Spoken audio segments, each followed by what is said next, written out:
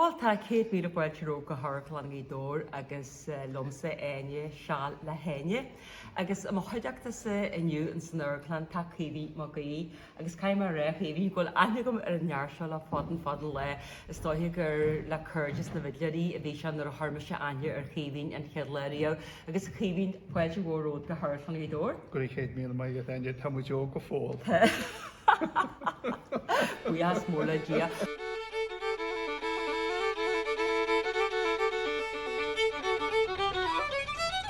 If you hear a fiddle player playing Donegal music anywhere and you don't see him, you know straight away he's from Donegal.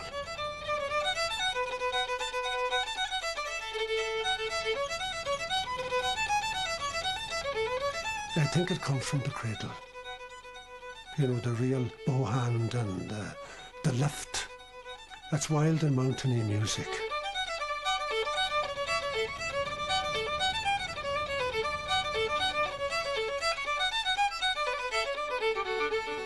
There was at least one fiddle in every house nearly, and maybe 3 fiddle players. People's understanding of Donegal fiddle music was it was bad music, and it was worse still, bad Scottish music.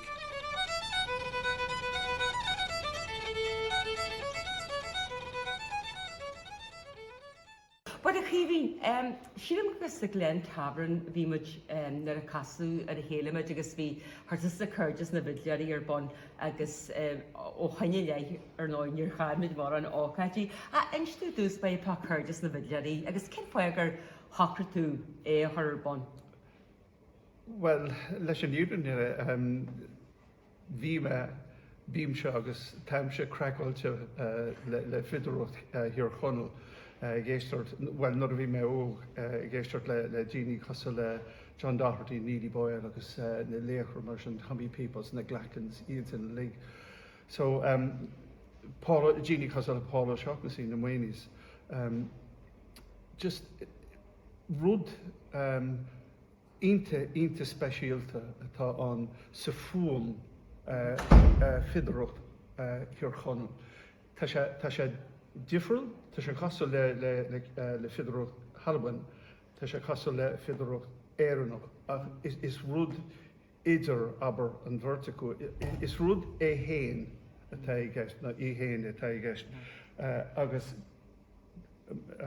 ní hoculum sa a Goldfried an séir gan ceol.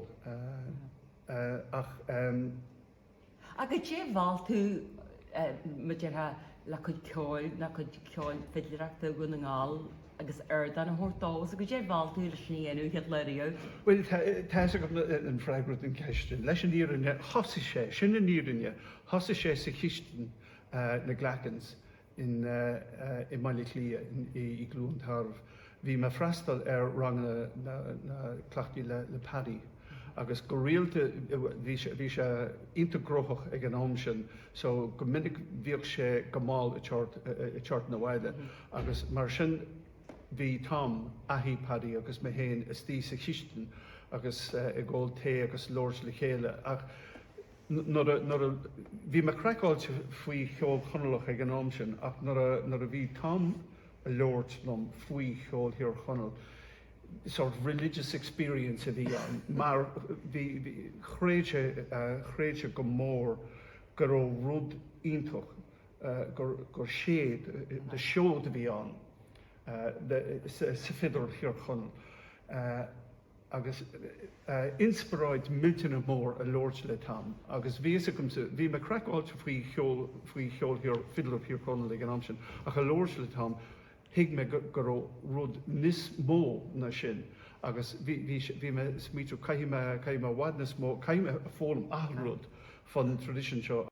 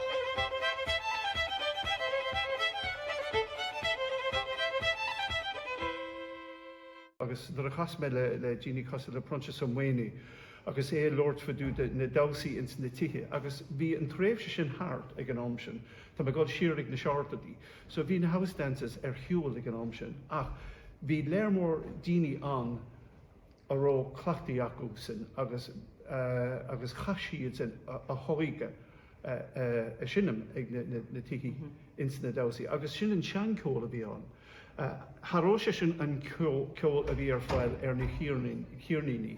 So bhí a gom sa goró sort ceol eile an agus bhí a gom go caihíme an ceol seo ó ólam comai agus tuiscint áil.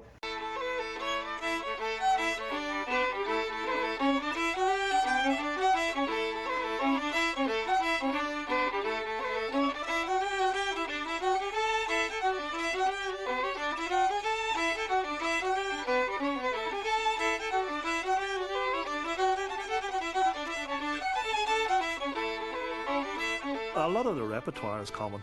In fact, Highlands, which are one of the really key signatures in Donegal fiddle playing, an awful lot of Scottish strathspeys were actually converted into Highlands by removing that sort of long note and cutting it down so that it was more rhythmic. And it fitted into the type of dance that people like doing in Donegal, which was Highlands.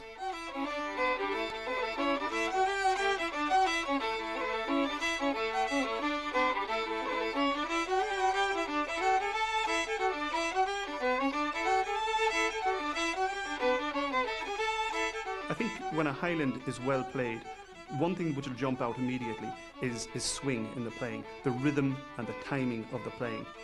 Melodically it's simple, but listen to the timing of it and you know that there's something special in that.